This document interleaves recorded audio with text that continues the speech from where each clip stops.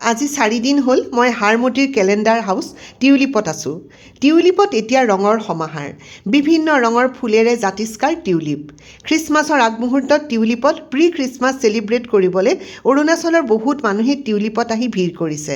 লগতে আমাৰ অসমৰ মানুহেও শীতৰ এই সময়খিনিত ফুলৰ মাজত বহি একাপ কফি খাইছে, ফটো তুলিছে, পৰিয়ালৰ লগত কিছু সময় কটাইছে। মই ইয়ালৈ আহিলে কোকো কেণ্ডিহঁতৰ চিন্তাৰ বাহিৰে বাকী সকলো টেনশ্যন দুখ আঁতৰত থৈ দিওঁ। ইয়াত কেৱল মনৰ খাদ্য লওঁ।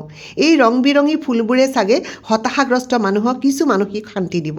শীতৰ এই সময়খিনিত টিউলিপ পৰিয়াল ব্যস্ত আছে ইয়ালৈ অহা অতিথিসকলক লৈ। প্ৰীতিহঁতৰ লগতে প্ৰতিজন কৰ্মচাৰীয়ে সজাই তুলিছে এই তপোবনখনক।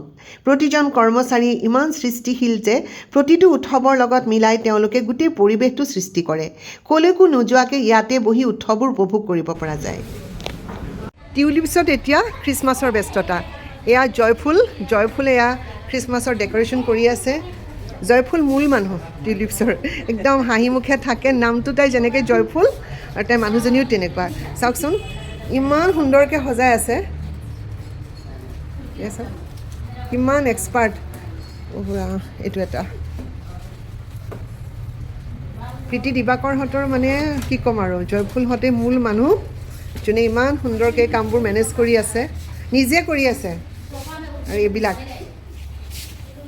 চব ৰেডি ড্ৰাই ফ্লাৱাৰ। নেচাৰেলি হেৰি কৰা হয়। এইখিনি মানে ড্ৰাই কৰি কৰিছে আৰু ফুলবিলাক।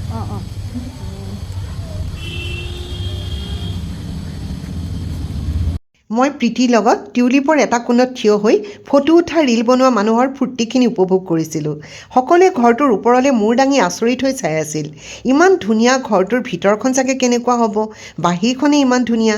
কিন্তু কোনেও গম নাপালে তেনেই সাধাৰণ পোছাক পিন্ধা একেবাৰে সাধাৰণভাৱে থিয় হৈ থকা মানুহজনীয়ে এই ঘৰটোৰ ৰাণী, এই সৃষ্টিৰ মূল মানুহজনী। কিন্তু প্ৰীতিৰ সন্তুষ্টি তাতেই য'ত তেওঁৰ ঘৰত বহি হাজাৰজনৰ মনটো সুখী হৈছে। এয়া সুখত পইচাৰ হিচাপ নিকাচ নহয়।